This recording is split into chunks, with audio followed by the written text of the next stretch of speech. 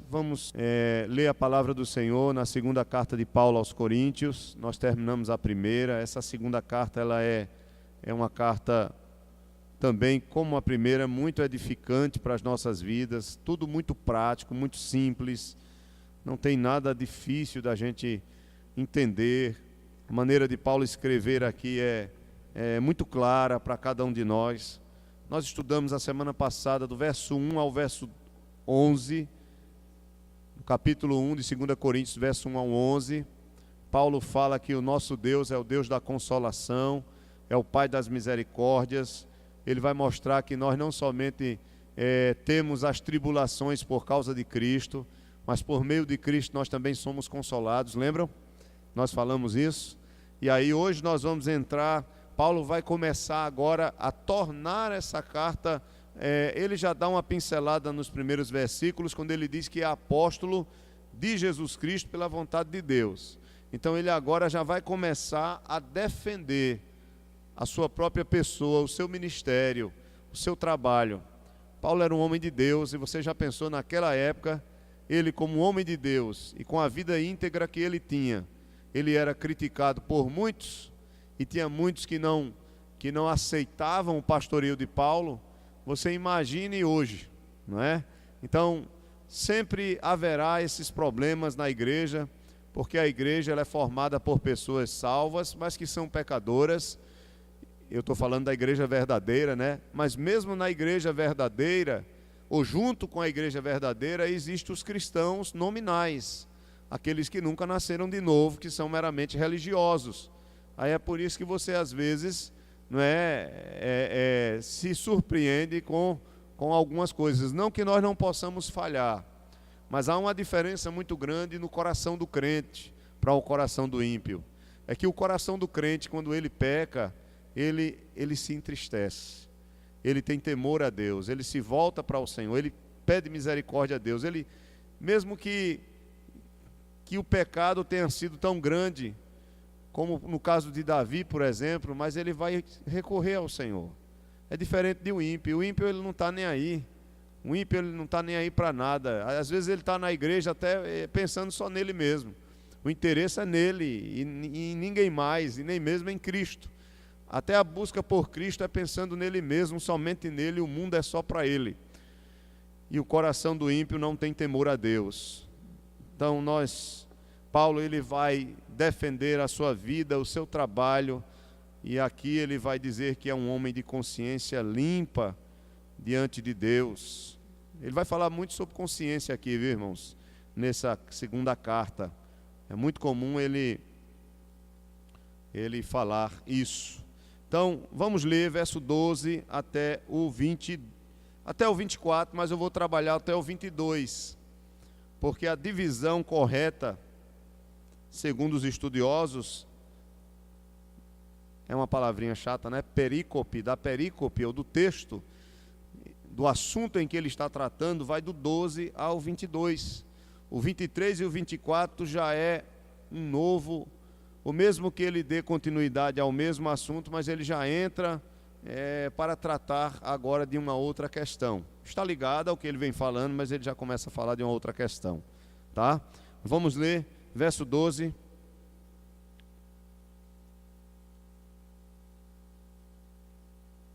porque a nossa glória é esta, o testemunho da nossa consciência, de que com santidade, em algumas Bíblias pode ter sinceridade, e a palavra sinceridade, ou simplicidade, perdão, em algumas Bíblias pode ter simplicidade no lugar de santidade. Então diz aqui, porque a nossa glória é esta, o testemunho da nossa consciência, de que com santidade e sinceridade de Deus, não com sabedoria humana, mas na graça divina, temos vivido no mundo, e mais especialmente para convosco. Porque nenhuma outra coisa vos escrevemos, além das que ledes e bem compreendeis, e espero que o compreendereis de todo, como também já em parte nos compreendestes, que somos a vossa glória, como igualmente sois a nossa no dia de Jesus nosso Senhor. Verso 15. Com esta confiança, resolvi ir primeiro encontrar-me convosco, para que tivesseis um segundo benefício, ou seja, uma segunda bênção. E por vosso intermédio passar a Macedônia, e da Macedônia voltar a encontrar-me convosco, e ser encaminhado por vós para a Judéia. Ora, determinando isto, terei porventura agido com leviandade? Ou ao deliberar, acaso delibero segundo a carne, de sorte que haja em mim simultaneamente o sim e o não?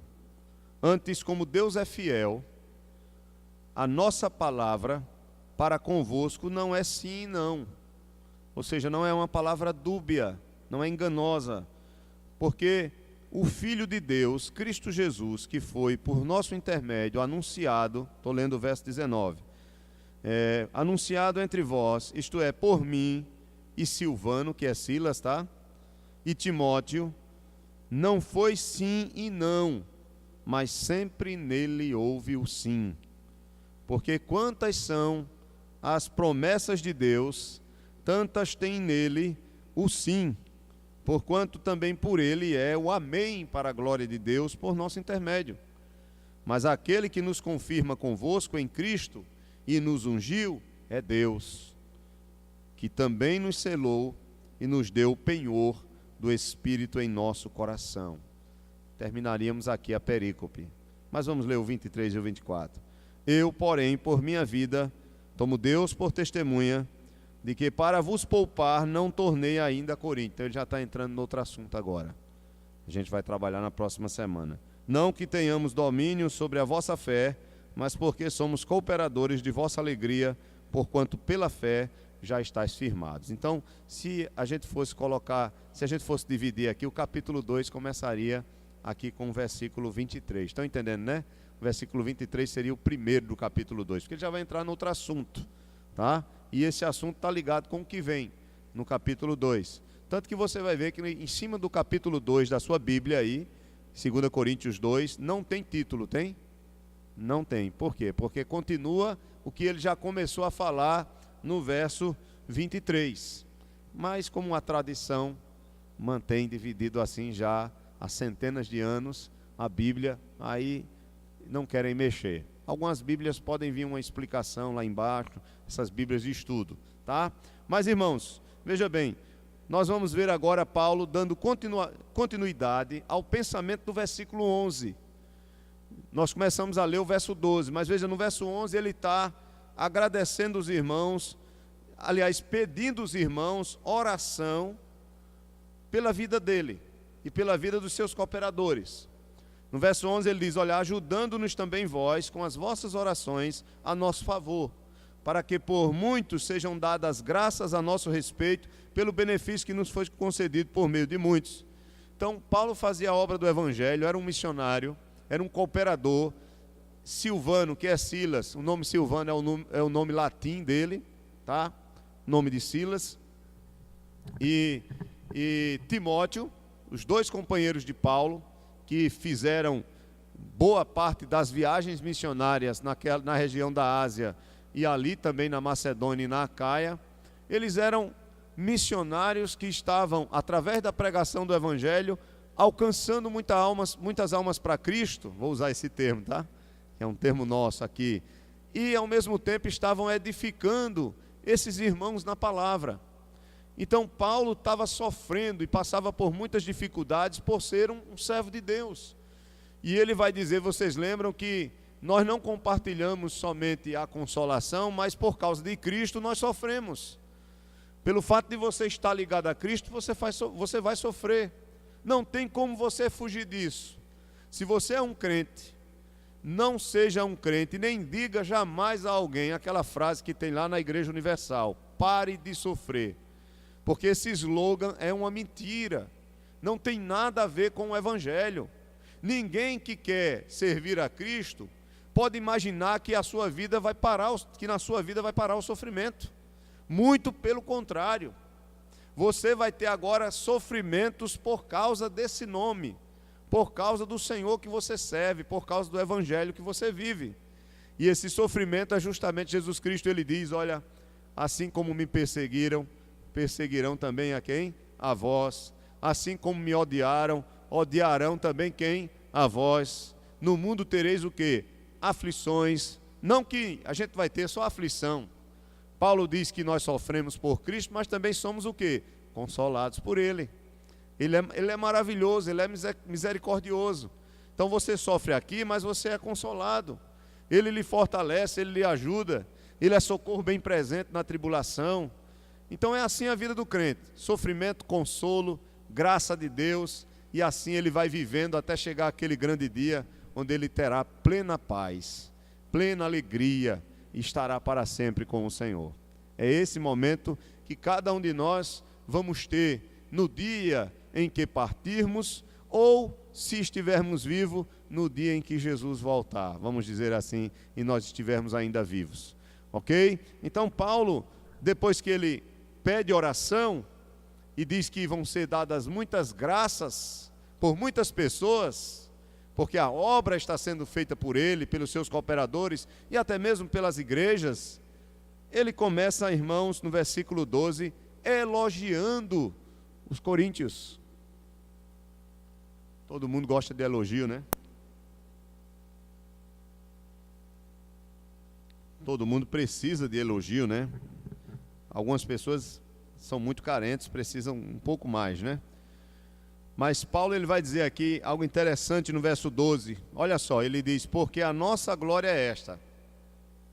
A palavra glória aqui pode ser traduzido por orgulho, no bom sentido.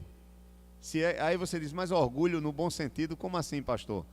É você se alegrar ou elogiar algo que alguém faz e se sentir lisonjeado com isso, ou você se sentir orgulhoso. Quando você faz algo bom, você não se sente bem consigo mesmo? Então é quando você se sente elevado com aquilo que você faz, mas não no sentido negativo. Por quê? Porque o que você está fazendo, você é consciente de que você está fazendo pela graça de Deus, pela ajuda de Deus, pelos dons que Deus te dá, e que no final de tudo isso vai trazer glórias ao nome dele. Por isso que Paulo ele diz lá na frente, nós não vamos abrir, mas vocês lembram muito bem que ele diz, se eu tiver de me gloriar, eu me gloriarei em quem? No Senhor. Ele está dizendo, olha, se eu tiver de ter orgulho de alguma coisa, de contar alguma vantagem, vamos falar em uma linguagem bem simples, se eu tiver de contar alguma vantagem, lá na Paraíba a gente chama de pabulagem, né? Se eu tiver de contar alguma pabulagem, que seja no Senhor. Ou seja, que eu conte que eu fiz alguma coisa, mas por causa de quem? Da graça de Deus, do poder de Deus na minha vida, não depende de mim mesmo. Então às vezes você chega e diz, chega na igreja e diz, rapaz, olha, nós fizemos um trabalho evangelístico e foi uma bênção. Passei o dia todo pregando o evangelho, não me cansei, fui para um lado, fui para o outro. Então você está contando, você está, de certa forma, contando coisas maravilhosas que você fez, mas não pela sua própria força. Por trás disso, você deve ser consciente, eu devo ser consciente, de que é Deus. Lembram de Jesus? Eu sou a videira, vocês são o quê? Os ramos.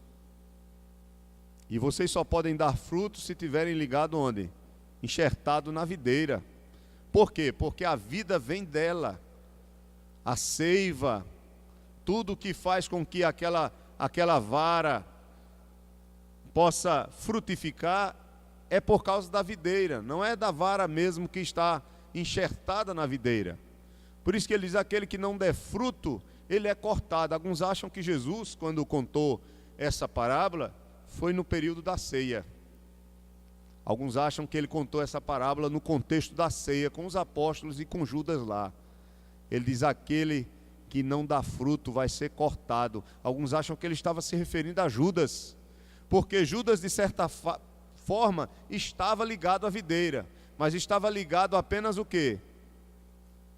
Religiosamente, apenas na aparência. Ele não tinha uma união com Cristo, como muitos na igreja, de modo geral, estão na igreja, mas não têm uma verdadeira união com Cristo. Estão ali, mas não têm vida com Deus, não têm temor a Deus, não querem fazer a vontade de Deus, vão para a igreja como quem vai para uma missa, como quem vai apenas por um costume, porque acha bom, e não porque precisa do Senhor, e não porque depende dele, quer glorificá-lo, exaltá-lo, servi-lo, obedecê-lo, aprender, ouvir a sua voz. Então, o contexto em que Jesus conta isso, provavelmente é o contexto da ceia. Muitos estudiosos vão defender essa interpretação, e eu me inclino também a isso. Mas, quando ele diz aqui que se orgulha dos coríntios, é claro, ele bate muito nos coríntios, né? Ele exorta muito, e aqui ele está dizendo, olha, porque a nossa glória é esta, o testemunho da nossa consciência. Então ele vai dizer, olha, se eu tenho de me gloriar, eu vou me gloriar por algumas coisas. Primeiro, pelo testemunho da minha própria consciência. Paulo aqui, ele se orgulha, né? E oferece glória ao nome do Senhor, porque a consciência de Paulo o inocentava à luz da vida de dedicação, de santidade, de compromisso que ele tinha com o Senhor.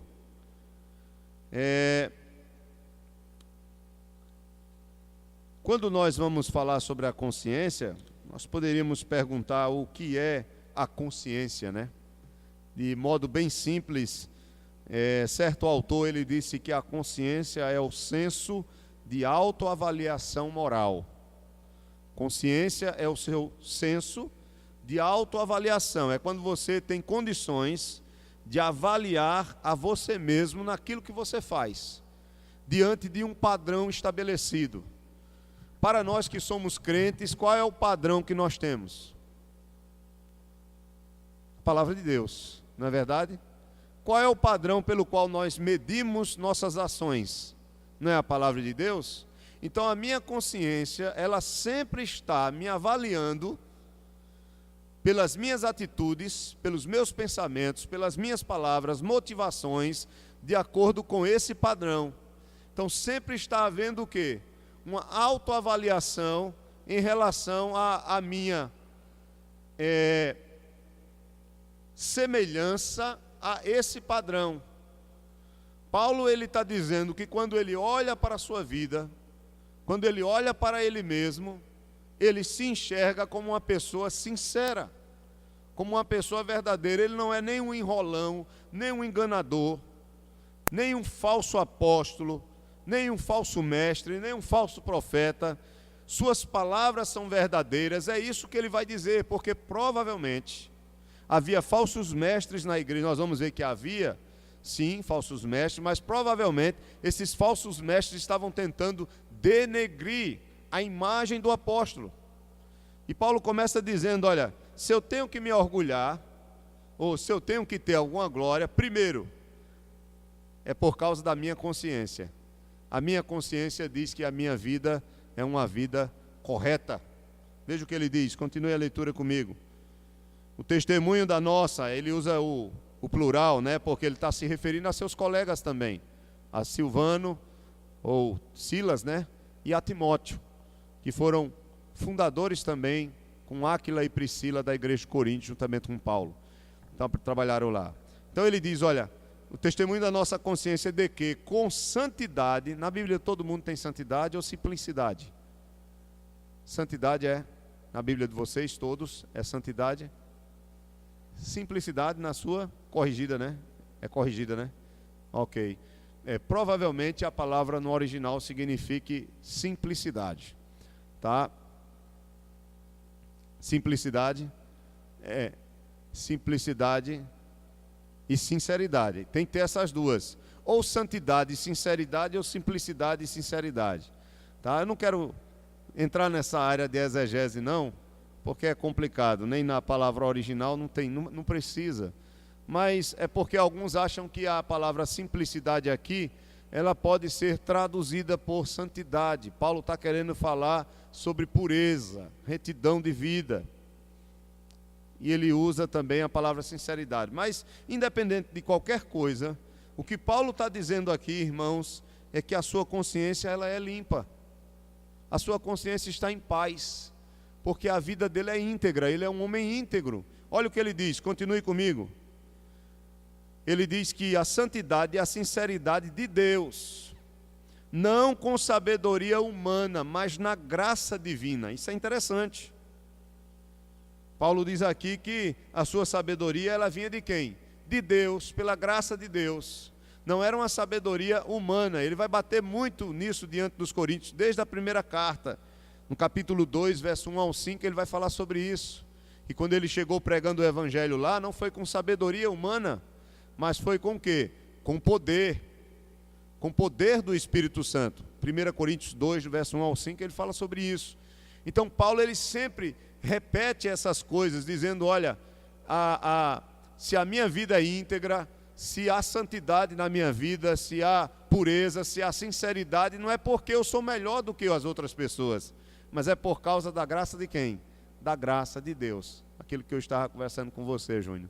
Se a gente cresce em santidade, se a gente cresce na nossa vida de comunhão com os irmãos, se a nossa vida a cada dia ela tem se tornado uma vida moral, mais íntegra, mais ilibada, mais pura, isso é graça de Deus, irmãos.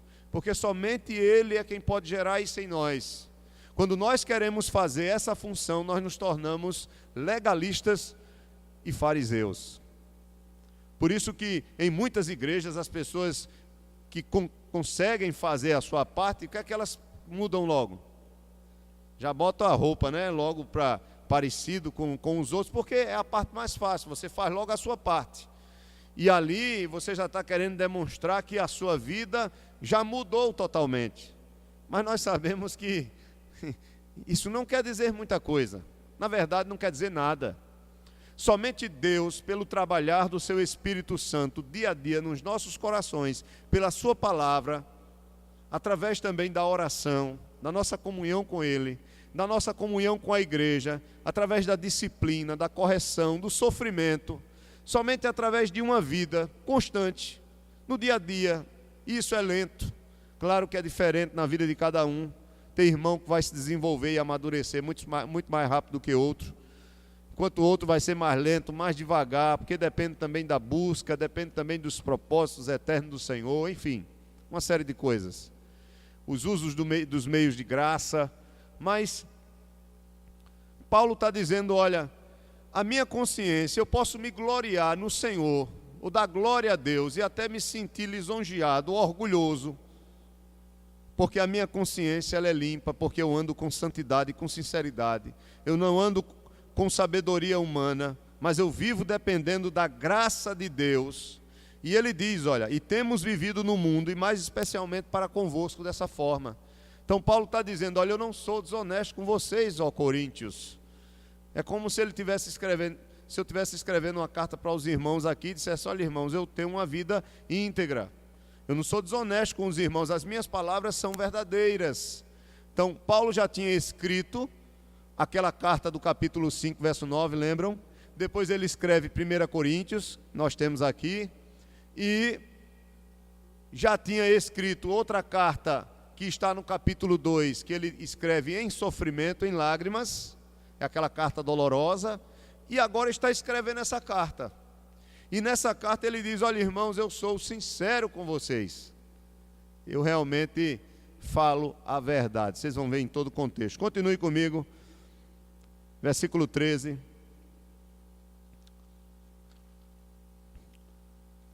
No versículo 13, Paulo ele vai pedir para que os coríntios possam, eles mesmos, examinar o que ele fala. E o que ele está querendo dizer com isso é que aqueles irmãos têm uma liberdade de examinar bem, para aprender o que ele fala, e até mesmo olhar para a vida dele. Ele diz no verso 13, porque nenhuma outra coisa vos escrevemos, além das que ledes e bem compreendeis, e espero que o compreendereis de todo. Paulo sabe que na questão da comunicação sempre tem os ruídos. É ou não é verdade? Existe, na comunicação por carta, não existem ruídos externos, mas existem os ruídos internos da alma, do coração. na comunicação oral, existem, aqui não está havendo, mas se as nossas janelas estivessem abertas, se os ventiladores estivessem ligados, aqui e ali a gente escuta um estalo, né, do ar-condicionado, são ruídos externos. Então, quando eu estou me comunicando oralmente com vocês, pode ser que uma coisa ou outra passe despercebida, ou vocês não compreendam bem, ou pela minha própria falta de capacidade na explicação, ou também pela contribuição dos ruídos externos. Só que quando alguém escreve, é claro, se a pessoa tiver dificuldade de interpretar, e isso poderia haver, até os falsos mestres poderiam tentar até deturpar alguma palavra de Paulo, o pecado, mas veja, não são ruídos externos, mas é um ruído mais da alma, do coração, da condição do indivíduo. Ele diz aqui, olha, no verso 13, porque nenhuma outra coisa vos escrevemos, além das que ledes e bem compreendeis, e espero que o compreendereis de todo. Abra sua Bíblia, deixa marcado aí 1 Coríntios, capítulo 3, verso 2. Quem encontrar pode ler, por favor. 1 Coríntios 3, verso 2.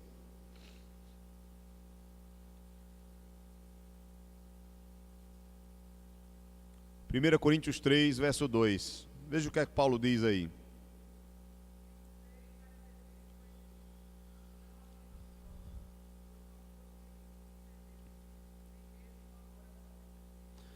Porque ainda sois o quê? Carnais. Pois é. Paulo diz aqui em 1 Coríntios 3, 2, ele diz, leite vos dei a beber. Está falando do ensino, né? Não é leite literal. Ele está usando uma linguagem figurada, quando ele diz, olha, leite vos dei a beber, não vos dei alimento sólido. Então, por quê? Porque vocês ainda são crianças. Vocês não entendem ainda muito bem o Evangelho, a verdade do Evangelho, a palavra de Deus, a vontade de Deus. E aí ele diz, porque ainda não podíeis suportá-lo, nem ainda agora podeis, porque ainda sois carnais. E as coisas espirituais, ele vai dizer aqui antes, já no capítulo 2, só podem ser compreendidas espiritualmente. E aí, irmãos, entendam, Paulo, ele volte aí para 2 Coríntios, capítulo 1, verso 14, agora. Ele diz, como também já em parte nos compreendestes, que somos a vossa glória, como igualmente sois a nossa no dia de Jesus, nosso Senhor.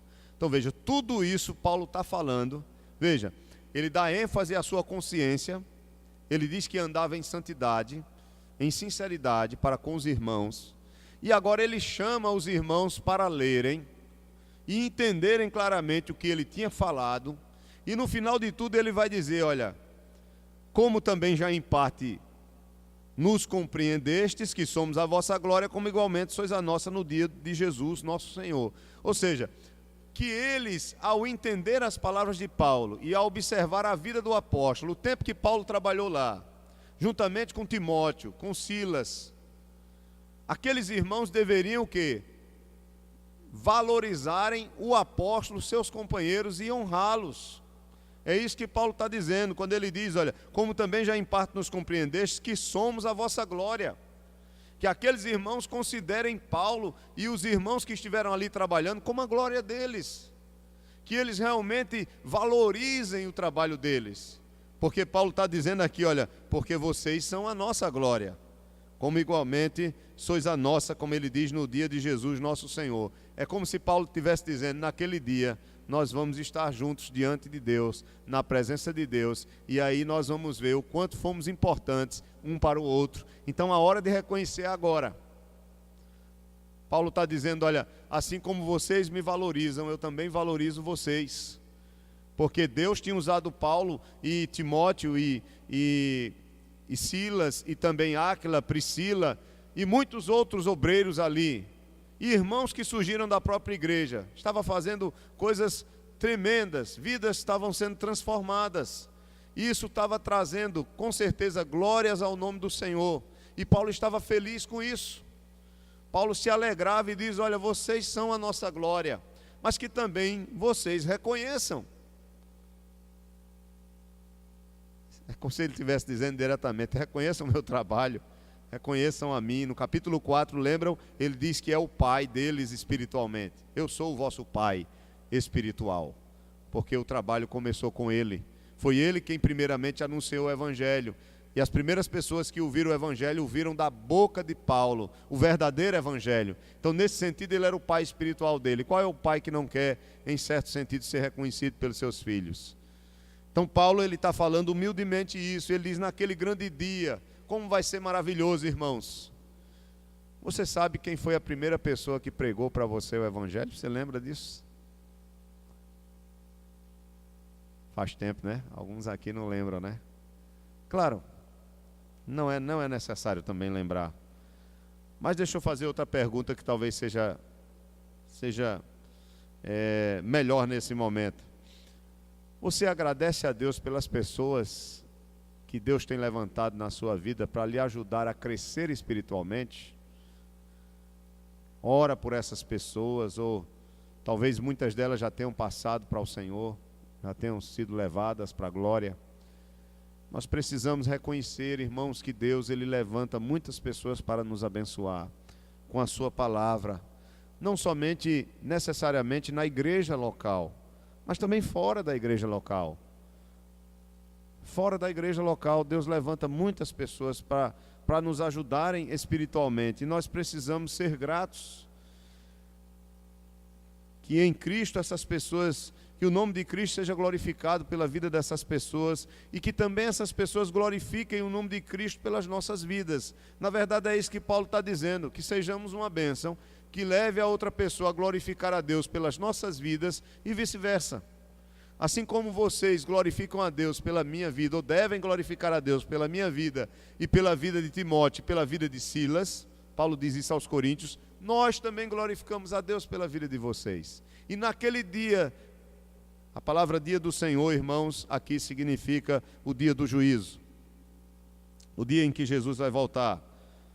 Isso está ligado a muitos textos, né? Mas, por exemplo, se você vê aí, 2 Coríntios, capítulo 5, verso 12.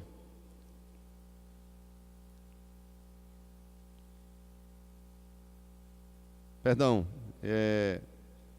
dia do Senhor é o dia do juízo no fim dos tempos. O dia do Senhor. Veja, por exemplo, 1 Coríntios, capítulo 15.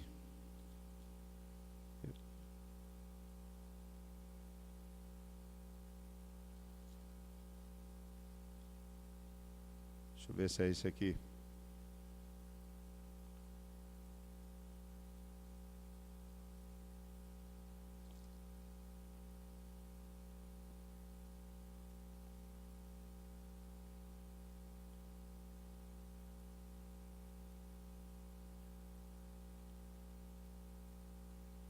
Acho que eu errei na minha anotação.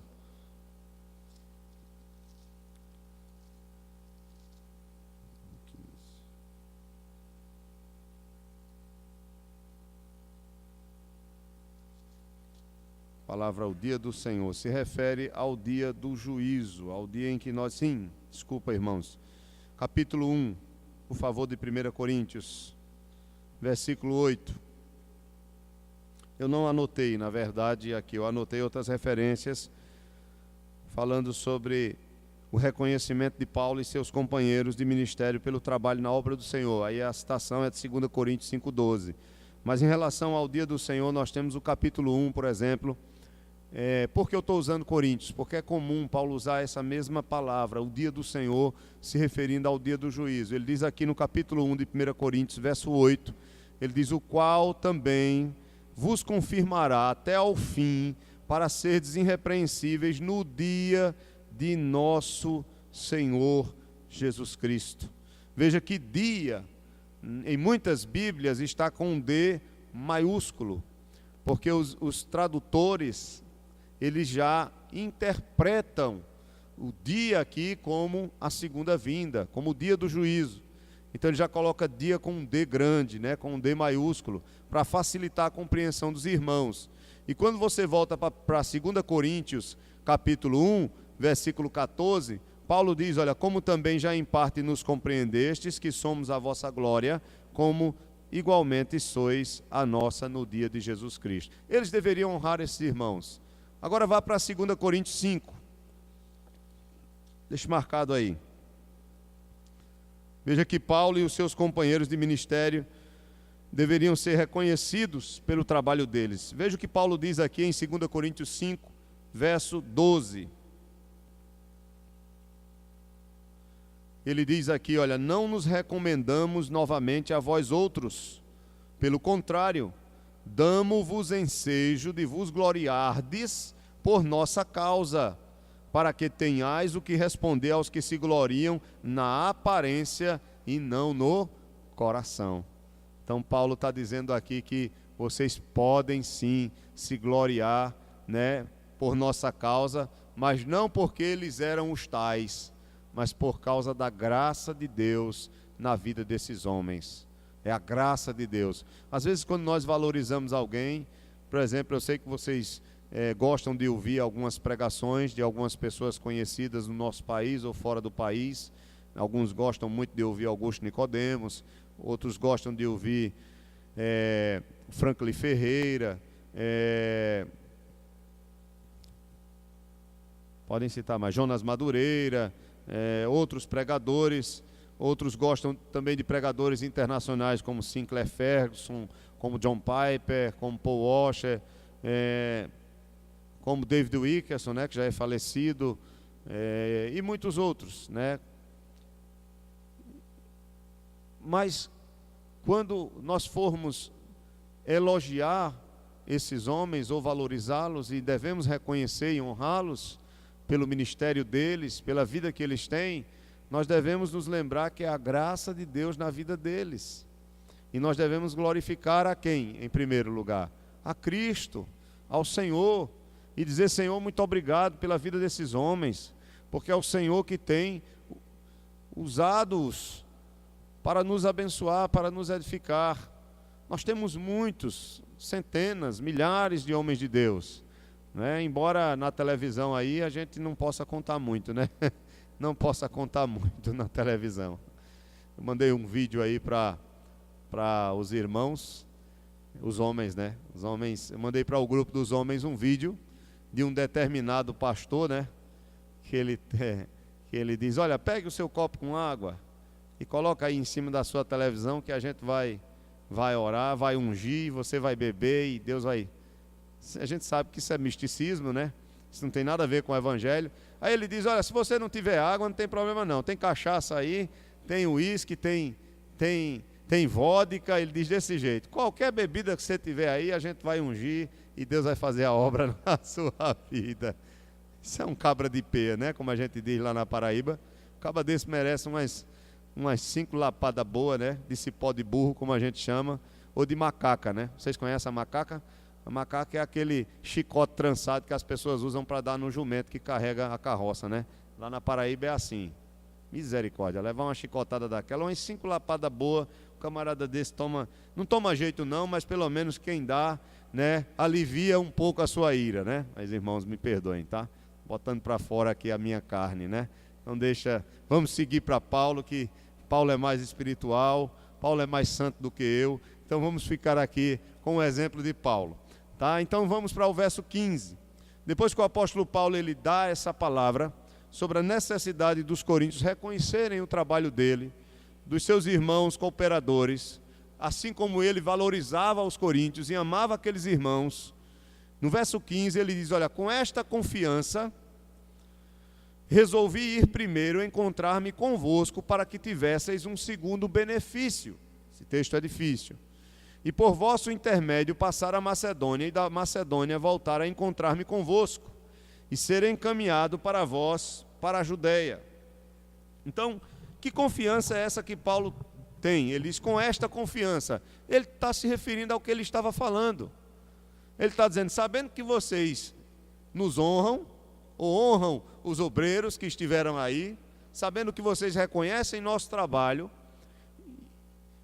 com essa, e pelo fato de termos a consciência limpa, somos verdadeiros, com esta confiança, tanto na nossa vida, como também no reconhecimento de vocês, de que a graça de Deus está sobre nós, eu resolvi ir até vocês. Claro, né? Se Paulo soubesse que ninguém gostava dele, que ninguém queria ele lá, Qual era a segurança e confiança que ele ia ter de ir visitar os irmãos? Se você sabe que você não é bem recebido no lugar, que não é bem-vindo no lugar, você tem segurança, confiança, tranquilidade, paz de ir naquele lugar? Em hipótese alguma. Então Paulo está dizendo aqui, olha, com esta confiança de que vocês estão reconhecendo nosso trabalho, resolvi ir primeiro, encontrar-me convosco, para que tivesseis um segundo benefício. Na verdade, para que tivesseis uma bênção dupla. Que bênção dobrada é essa? Sabe qual é a bênção dobrada que os irmãos iam ter? Vocês sabem qual é a bênção dobrada que Paulo está dizendo aqui? Está no versículo 16. Olha a bênção dobrada o que é. Vejam aí, verso 16. Bênção dobrada é essa: que por vosso intermédio eu possa ir para onde? Para Macedônia. Veja, primeiro, Macedônia, a primeira bênção. A primeira bênção para vocês é vocês me enviarem para onde? Para Macedônia.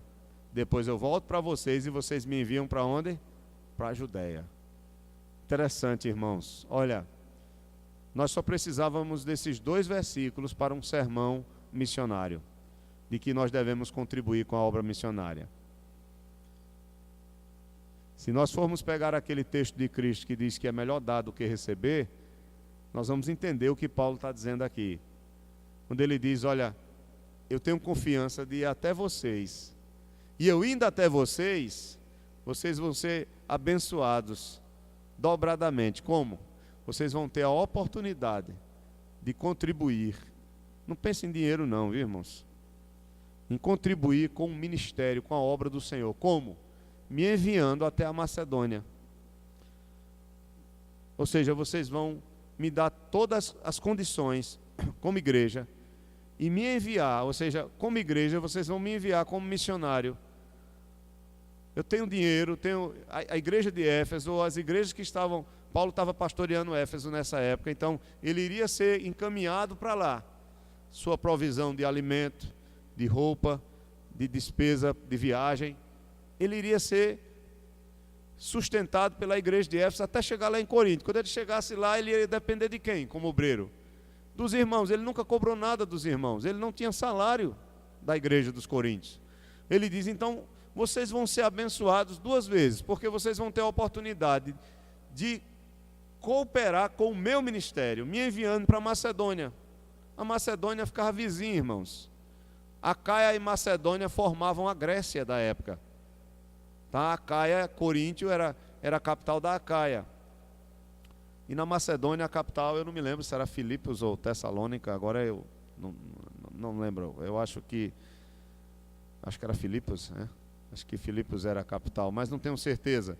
Mas o que eu quero dizer a vocês é que ele diz, olha, vocês vão me enviar para a Macedônia. Aí eu volto da Macedônia, com a ajuda das igrejas da Macedônia, e vocês vão ter a segunda oportunidade de contribuir com o meu ministério. Vocês vão me enviar para a Judeia, provavelmente com o dinheiro da coleta. Os irmãos levando o dinheiro da coleta, lembram? Que ele vai avisar aqui em 1 Coríntios, para os irmãos prepararem o dinheiro da coleta no capítulo 16, para ajudar os pobres, os irmãos judeus pobres lá de Jerusalém.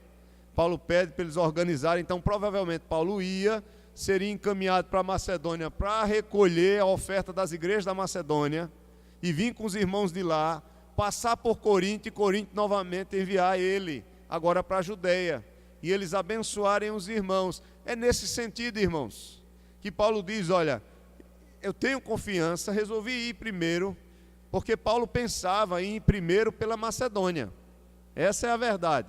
Volte aí, por favor, capítulo 16. Capítulo 16.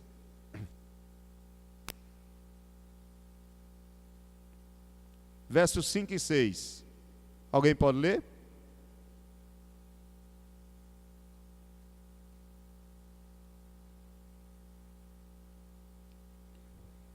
Primeira Coríntios 16, versos 5 e 6. Pode ler, Júnior, por favor.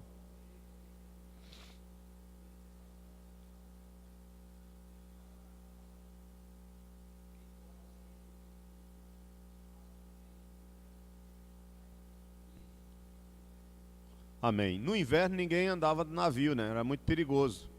Então Paulo ele resolveu o seguinte, olha, ele já tinha avisado na primeira carta que ia para a Macedônia primeiro, e da Macedônia ia ficar com os coríntios, e iria passar o inverno com eles, porque ele não poderia navegar no inverno, pegar navio no inverno. Então ele disse: olha, eu vou passar aí o tempo do inverno com vocês. Esse era o plano de Paulo. Mas os planos mudaram, porque quem governa a nossa vida é o Senhor. O homem faz planos, mas do Senhor vem o quê? A resposta certa.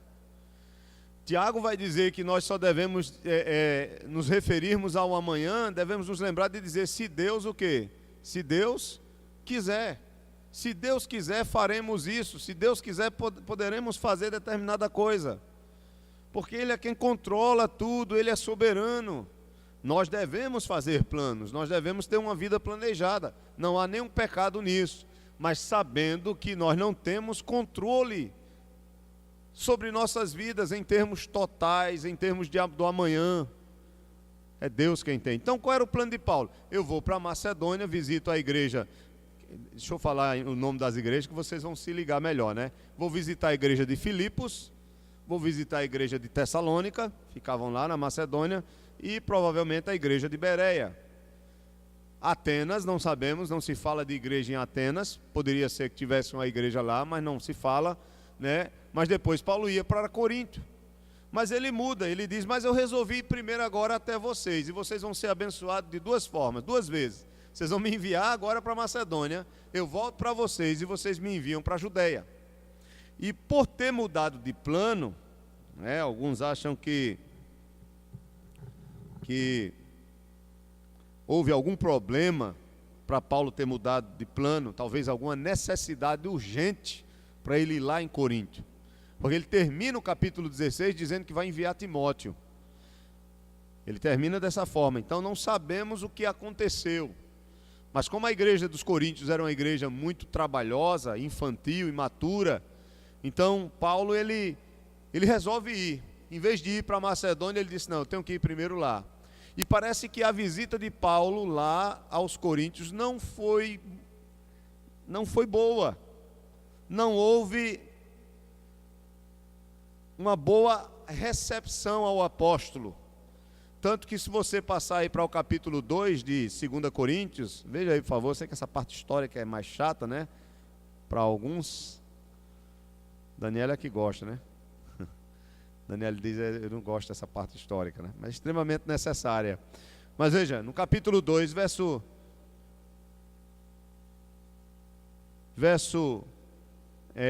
1, olha aí, capítulo 2, verso 1, ele diz: isto deliberei por mim mesmo, não voltar a encontrar-me convosco em tristeza. Então, parece-me que essa visita causou tristeza em Paulo e tristeza nos irmãos. Houve ali um embate, sabe? Houve problemas de relacionamento ali, não foi bom. Ele diz: porque se eu vos entristeço, quem me alegrará? Senão aquele que está entristecido por mim mesmo. Isto escrevi, essa carta aqui seria uma terceira carta, provavelmente. E isto escrevi para que, quando for, não tenha tristeza da parte daqueles que deviam alegrar-me, confiando em todos vós de que a minha alegria é também vossa. Porque no meio de muitos sofrimentos e angústias de coração vos escrevi. Essa carta aqui nós não sabemos que carta é. Alguns acreditam que ela se perdeu. Alguns acham que é essa mesma carta que nós estamos aqui tratando. Ele diz: vos escrevi com muitas lágrimas, não para que ficasseis entristecidos, mas para que conhecesseis o amor que vos consagro em grande medida. Então Paulo amava aqueles irmãos, mas parece que quando ele mudou de ideia e teve que mudar, estava havendo um problema lá, provavelmente, nós não temos certeza, e foi até os irmãos, não foi bom, não houve comunhão, houve problemas. Aí Paulo volta para Éfeso, escreve uma carta dolorosa em lágrimas para os irmãos e envia através de Tito. Tito vai para a igreja de Corinto com essa carta que nós não temos apenas ele falando aqui que vos escrevi com tristeza. Quando Tito vai para lá, as coisas mudam. E os irmãos coríntios, eles agora querem ver Paulo. Nós só vamos saber disso no capítulo 7. Abra aí no capítulo 7 de 2 Coríntios. Veja que a coisa vai mudar. Capítulo 7. versículos 6 e 7. 2 Coríntios, viu? Capítulo 7, 6 e 7. 2 Coríntios 7, 6 e 7. Diz assim: porém Deus, que conforta os abatidos, nos consolou com a chegada de Tito, e não somente com a sua chegada, mas também pelo conforto que recebeu de vós, referindo-nos à vossa saudade, o vosso pranto, o vosso zelo por mim aumentado, assim meu regozijo. Está vendo que as coisas mudaram? Então no capítulo 2 ele diz que havia tristeza no coração dele e havia tristeza nos irmãos. Então, é claro, nós sabemos que a igreja ela pode passar por isso, com seus líderes, com seus obreiros, há momentos de tristeza, de embates, de dificuldades.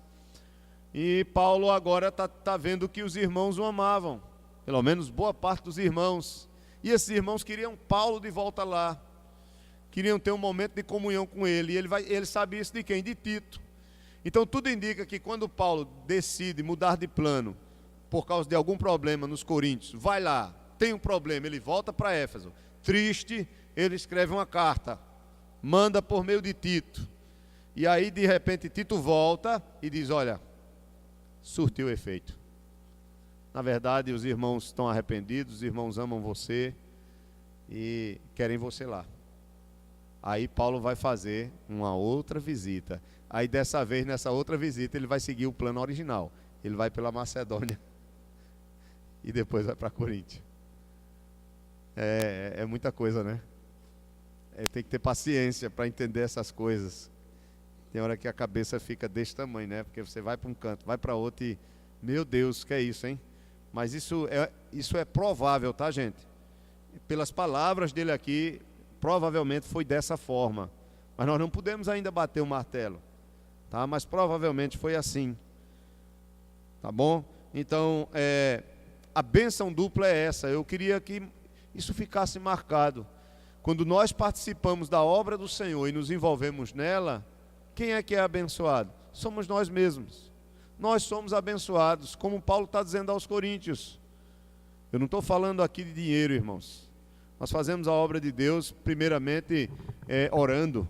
Segundo, nos dispondo para fazer a obra. Às vezes um pano que você passa num banco da igreja para receber um irmão melhor, ou a alegria que você tem de receber uma pessoa que está visitando, que vem ouvir a palavra de Deus, a maneira como você cumprimenta, o fato de você levar a palavra, de cuidar do povo do Senhor, o zelo que você tem pela casa do Senhor, não somente, eu estou falando de prédio não, mas o zelo que você tem pelos irmãos, o cuidado que você tem com eles, o carinho, a oração que você faz constantemente por essas pessoas, pelos obreiros, pelos missionários, a sua contribuição também financeira, porque as missões também dependem disso, a igreja também, até a igreja local, ela depende disso também, para poder pagar suas contas e para se sustentar. Nós sabemos disso, sem dúvida nenhuma, mas como é maravilhoso, Paulo diz: olha, isso é uma bênção dupla, se eu for para aí, porque vocês vão me enviar para Macedônia, e vocês vão me enviar para a Judeia. Capítulo 17. Aí Paulo vai dizer o seguinte, parece que ele foi criticado, né? Porque ele mudou de plano. E aí aqueles críticos disseram: ih, rapaz, ele não é muito sincero não, ele diz uma coisa e faz outra. Olha o que ele diz aqui, verso 17, estamos caminhando para o final. Ora, determinando isto, terei porventura agido com leviandade? Ele está dizendo o seguinte: mudando de plano, eu estou sendo leviano com vocês? Estou sendo mentiroso, falso? Ele diz: ou ao deliberar, caso delibero segundo a carne, como se ele dissesse: olha, eu estou fazendo minha vontade apenas, a vontade da carne, de sorte que haja em mim simultaneamente o sim e não, ou seja, eu digo uma coisa e faço outra, ou digo que não vou fazer e faço. Sim e não aqui é dubiedade, né? Dubiedade, é isso mesmo, essa palavra existe? Algo dúbio, dubiedade, né? Algo dúbio, tá? Pessoa inconstante, diz uma coisa, faz outra, diz que não vai fazer e faz. Então Paulo está dizendo: por acaso em mim existe o sim e não? Ele vai dizer: olha, porque eu mudei, não depende, a minha vida depende de Deus. Então os planos foram mudados. Aí os críticos disseram: olha aí, está vendo? Ele disse que vinha pela Macedônia, ia ficar com a gente. Aí agora ele já está dizendo que vai vir para cá primeiro, para a gente mandar ele para lá, para depois a gente mandar ele para a Judeia. Sempre tem os críticos, né? Paulo já está se guardando, ele deve ter ouvido, né? Alguém falou para ele. Ele entendia muito bem as coisas. E aí ele disse, olha, eu estou sendo leviano. Olha o que ele vai dizer, irmãos, no verso 18. É como se ele estivesse num tribunal de justiça aqui. Os termos são usados quando ele vai chamar Deus para ser testemunha dele. Que coisa, hein? Já pensou? Você chamar Deus como sua testemunha de defesa? E ele vai dizer aqui, olha, antes, como Deus é fiel, a nossa palavra para convosco não é sim e não. Primeira coisa que Paulo diz aqui, no versículo 18.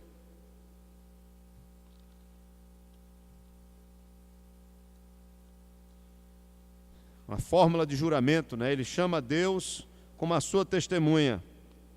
E ele está dizendo aqui, olha, assim como Deus é fiel, é como se ele estivesse dizendo, assim como Deus é fiel, a nossa palavra também é. Ele está chamando Deus como sua própria testemunha, quando ele diz, antes como Deus é fiel, a nossa palavra, que palavra é essa? Versículo 19 vai dizer qual foi a palavra que ele levou para eles, foi a pregação do Evangelho. E quem foi que Paulo pregou para eles? Cristo. Inclusive alguns acham que aqui nós vamos ter a Trindade, porque ele vai chamar Deus, depois vai chamar o Filho como testemunha, e depois ele vai falar do Espírito Santo como selo. Mas veja, versículo 19 ele diz, porque o Filho de Deus, Cristo Jesus, que foi por nosso intermédio anunciado entre vós, veja qual foi a palavra dele para os coríntios, foi Cristo. Aí ele diz, olha, isto é, por mim, por Silvano, Timóteo, não foi sim e não, mas sempre nele houve o quê? O sim, ou o amém. O que Paulo está querendo dizer é que Deus é verdadeiro. Deus é fiel em suas palavras. Aí no versículo 19, ele diz que o Filho também é verdadeiro. O Filho é fiel. Cristo era o tema da sua pregação. E se Cristo era o tema da sua pregação, então sua pregação não era assim, não. Era o quê? Era assim, era o quê? Verdadeira. É isso que ele está querendo dizer. Quando ele diz sim, ele é o sim, ele está dizendo, ele é o verdadeiro. Ele é a verdade. O que foi que Jesus Cristo diz em João 14, verso 6? Eu sou o caminho, a verdade e a vida. Jesus diz também que ninguém pode apontar para ele e dizer que ele tinha pecado, porque o que Jesus falava condizia plenamente com o que ele era. Jesus era a verdade nas suas palavras, nas suas ações. Ele é a própria encarnação da verdade. Cristo é a personificação da verdade. Lembram de Hebreus 13:8? Ele é o mesmo ontem, hoje e eternamente. Cristo é imutável. Aí Paulo diz, olha, qual foi nossa palavra para com vocês? Foi Cristo. E se Cristo é verdadeiro e nós pregamos Cristo, então a nossa palavra também é a verdade. Alguns dizem que esse argumento é um argumento bem comum entre os rabinos, que é um argumento que é feito do maior para o menor. Então ele começa com Deus, Cristo e depois a pregação dele, para mostrar que ele era o quê? Um profeta verdadeiro, um pastor verdadeiro, um obreiro honesto, íntegro. Está faltando muito hoje, né, irmãos? Só a graça de Deus, hein? Verso 20, ele diz, porque quantas são as promessas de Deus, e aí ele vai usar agora a prática, né? Ele vai dizer, olhem para as promessas de Deus. Se Deus é fiel e é verdadeiro, então tudo que ele fala, ele cumpre, não é verdade? Tudo que ele fala, ele cumpre, porque ele é Deus. Ele tem poder para isso, nós não temos. Nós não temos poder para cumprir todas as nossas promessas. Mas nossa palavra deve ser verdadeira. E aí o apóstolo Paulo, no verso 20, ele diz, porque quantas são as promessas de Deus, tantas tem nele o sim. Ou seja, tudo que Deus promete é sim. Tudo que Deus promete, ele vai cumprir, é a verdade. E aí ele vai fazer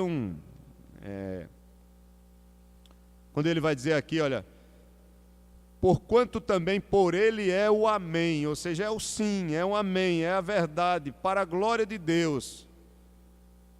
Quando ele diz, tantas tem nele o sim, As promessas de Deus, quando ele diz que as promessas de Deus, tantas tem nele o sim, esse nele aqui é Cristo.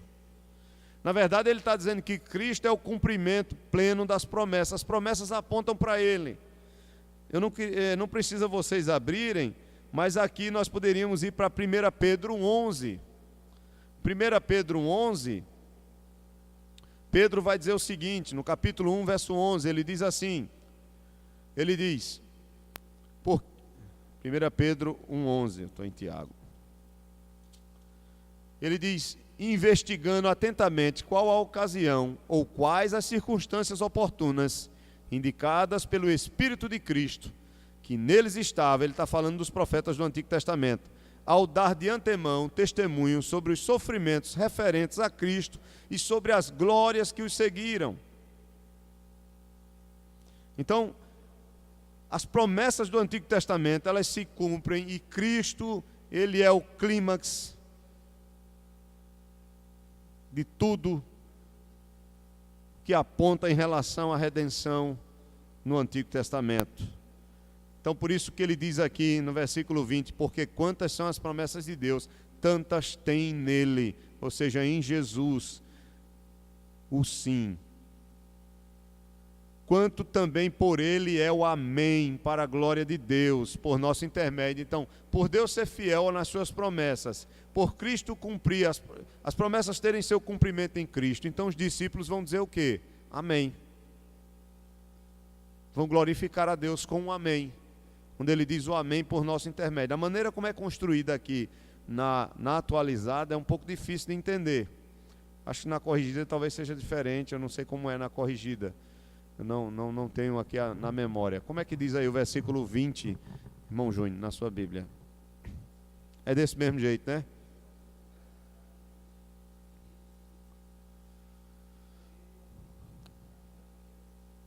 Alguém tem a NVI aqui? A Bíblia é NVI? Tem? O que é que diz a NVI? Verso 20.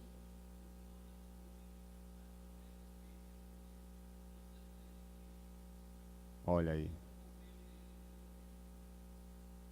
Bem melhor, né? O amém pronunciado por nós para a glória de Deus. Fica bem mais claro, né? Por isso que é bom, às vezes, a gente ter uma Bíblia atualizada, outra na NVI, porque facilita, às vezes, em alguns textos, quando você não entende, você ir para outra versão. Porque essas versões mais modernas, como a NVI, ela já tenta corrigir, ela já tenta facilitar a compreensão. Porque no grego, irmãos, é muito mais complexo a montagem das frases. E o grego de 2 Coríntios, ele não é tão polido quanto a do primeiro. Há até algumas críticas em relação a isso. Mas não precisa você se preocupar com isso. O que Paulo está querendo dizer é que na NVI já tem Cristo, né? Ele já interpreta um nele aí. Porque o nele aí é Cristo mesmo. Tá? Pelo que ele vem falando do Filho antes, o Filho de Deus, Cristo Jesus. Então ele diz, porque quantas são as promessas de Deus, tantas tem em Jesus o sim, nele o sim, porquanto também por ele é o amém, ou seja, por Jesus Cristo, é o amém dos nossos lábios. Quando ele diz, para a glória de Deus, por nosso intermédio, ele fala, verso 21, mas aquele que nos confirma convosco em Cristo e nos ungiu é Deus. Aí ele volta agora para dizer que quem confirma a comunhão entre Paulo e os coríntios é quem? É Deus. A nossa comunhão hoje, aqui à noite, quem é que está gerando essa comunhão? É Deus.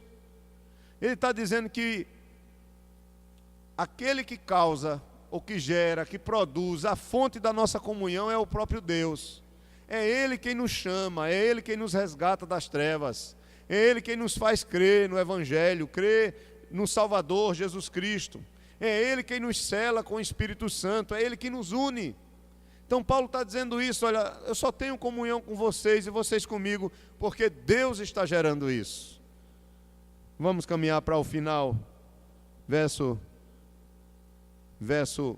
22. Então, primeiro, ele diz aqui no verso 21, que aquele que nos confirma convosco em Cristo, ou seja, estamos juntos em Cristo, pelo fato da unção. É interessante, se a gente fosse ler o grego aqui, nós veríamos um jogo de palavra, porque a palavra Cristo significa o quê em grego? Hã? Ungido. Ungido, não esqueçam disso. E Messias significa o quê? Ungido também, mas em que língua? Em hebraico. No Antigo Testamento, Messias é ungido e Christos, no grego, é ungido. Então, Cristo não é sobrenome dele não, pelo amor de Deus.